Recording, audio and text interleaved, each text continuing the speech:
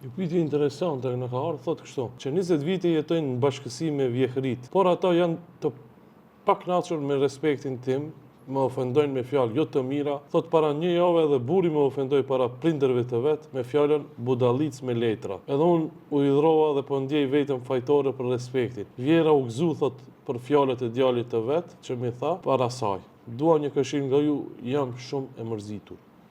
Allah ja letovë gjendjen, shpesh herë ne këto mosmarrveshje, këto grindje, këto trajtime të gabuara, keq trajtime, i marrim shumë emocionalisht edhe shumë afër zemrës, ata shndron trauma, pastaj shndron në ankth edhe i vështirësohet jeta e njerëzve. Na parimisht i themi secili njeri, sepse ne flasim për fenomenin si është thonë.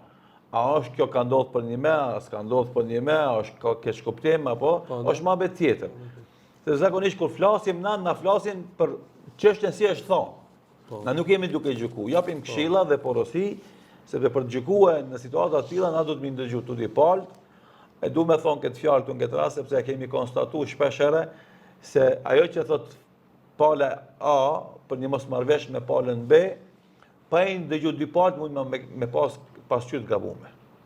Andaj çdo hoç, çdo pajtues, çdo ndërmjetësues duhet detyrimisht të ndëgjon të dyja palët për të nxjerrë konstatime dhe vendime të sakta.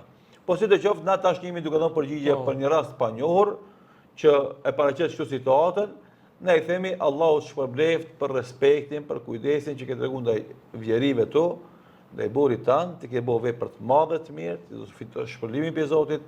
Kjo mund edhe kjo angazhim dhe kjo lodhje ka me të paguajtur prej Allahut xhelal. Momentin që burri është sjell keq me ty, ti duhesh domodin momentin kur ti je vetëm me të, ti thosh është gabim ky trajtim joti të më ofendosh me kësaj lloj emërtimesh, do thotë ofenduese, emërtime të kafshëve, se neve Allahu na ka ngrit, edhe na ka bërë më të ngritur se kafsh, edhe më thon ti këtë llaf, këtë fjalë është ofendim dhe nuk pranohet fundit ti ke bërë mëkat, kemi u dënuar edhe pe Zotit normalisht dhe unë e lipi hakun tem këtë rast, edhe nëse nuk lip hallak, do thotë do të shosh Allahu me gjuna. E pastaj nëse konflikti vazhdon faktikisht mes vjerive edhe këtyre, normalisht zgjidhja është këta me jetu në shtëpinë e vet, vjerit me jetu në shtëpinë e vet, këta me dalë me shtëpi banesë me qirase, me ble shtëpi varësisht si kanë gjendjen ekonomike, edhe pastaj do të kur të janë më larg, atë konfliktet janë më pak, ndoshta kthehet dashnia dhe respekti që ka qenë përpara, por na nuk duhet me leju që të keqen me kthy me të keqe. E kjo fatkeqësisht ndodh shumicën e rasteve. Supozojmë se vjeria në këtë rast kanë fajin, e nëse ti fillon të bëhesh si ata se ke ndihmuar situatën, as ke dhënë kontribut më korrigjuar situatën. Përkundazi ti veç i ke hudh zjarr edhe më shumë, falni, benzinë edhe më shumë këtij zjarrit, edhe nëse ka qenë zjarri i vogël ti e ke rrit zjarrin edhe më shumë, humbja e respektit tënd ndaj tyre, sjellja me arrogancë ndaj tyre, do bën të keq ty. Do bën ty sikurse kanë qenë edhe ata.